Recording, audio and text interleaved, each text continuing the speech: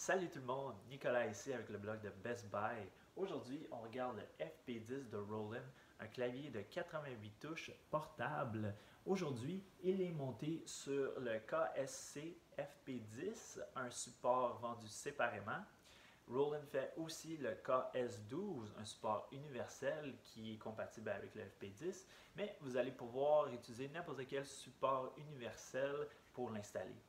Je vous le conseille fortement car les haut-parleurs sont placés en dessous du clavier. Ces haut-parleurs-là, ils sonnent très bien. Je vous conseille de les mettre sur un support, comme ça ils vont être dégagés et vous n'allez pas affecter le son de manière négative. Aussi, je suis assis sur le RPB 100BK, un banc très confortable fait par Roland, mais vous allez pouvoir utiliser n'importe quelle chaise ou n'importe quel banc à votre guise. Finalement, j'ai aussi une pédale de soutien, la DP2. Roland fait aussi la DP10 qui donne accès à certaines fonctions du FP10, notamment le jeu à demi-pédale qui pourrait être intéressant pour les claviéristes ou pianistes expérimentés. Le support et le banc ont été très faciles et très rapides à installer. J'ai fait une petite vidéo en accéléré pour vous montrer le tout. Ça m'a pris tout au plus 10 ou 15 minutes. Donc, on revient au clavier. Le clavier, comme je disais, a 88 touches. C'est des touches lourdes. En fait, la plupart des professeurs de piano insistent sur cette caractéristique-là. Comme ça, on a l'impression de jouer sur un piano acoustique avec les marteaux qui frappent les cordes. Donc, il y a une certaine résistance aux notes. Ça aide vraiment beaucoup au développement de la technique des débutants. C'est pour ça que plusieurs professeurs insistent là-dessus. C'est vraiment très bien réussi sur le FP10. On a vraiment l'impression de jouer sur un piano authentique. Et il y a aussi un petit recouvrement, une petite texture d'ivoire sur les touches. C'est très, très confortable à jouer. Sur le clavier, il y a une section de métronome, donc on peut travailler notre rythme. Et on peut diviser le clavier en deux, ayant le même registre des deux bords.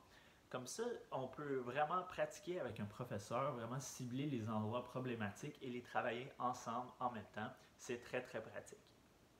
Finalement, il y a 15 sons sur le FP10. On parle d'ici de 4 sons de piano, 2 sons d'orgue, 2 sons de clavecin, 2 sons de cordes et 2 sons de piano électrique. Il y a aussi quelques autres sons. On peut ajouter de la réverbération, de l'ambiance à chacun des sons. Et pour les sons de piano, on peut aller ajouter des hautes fréquences dans la fonctionnalité de brillance. Donc écoutons quelques extraits de ce piano.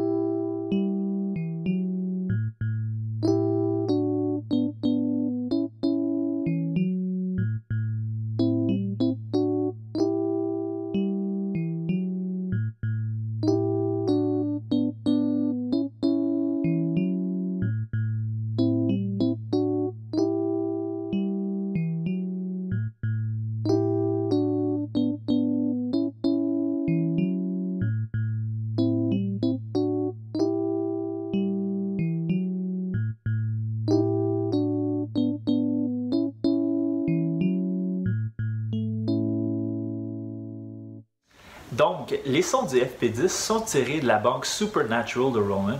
Cette banque-là a vraiment des échantillons de grande qualité et lorsqu'on les combine aux haut-parleurs d'excellente qualité du FP10, on a vraiment une très bonne expérience de jeu.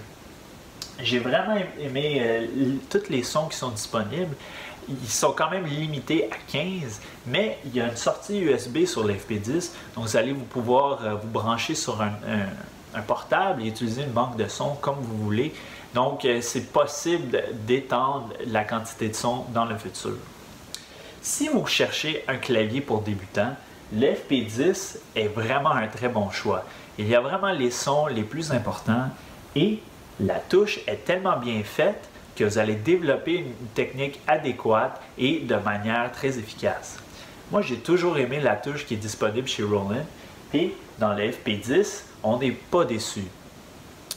Aussi, c'est un clavier abordable, mais le fait qu'il est abordable ne veut pas dire qu'il va avoir une durée de vie limitée. Moi, j'ai commencé sur un produit de la sorte et 20 ans plus tard, ma nièce et mon neveu s'en servent encore. Donc, c'est un excellent investissement. Si vous êtes curieux de savoir plus sur le FP10, je vous invite à lire mon évaluation complète sur le blog de Best Buy. Merci beaucoup d'avoir écouté. Mon nom est Nicolai et à la prochaine.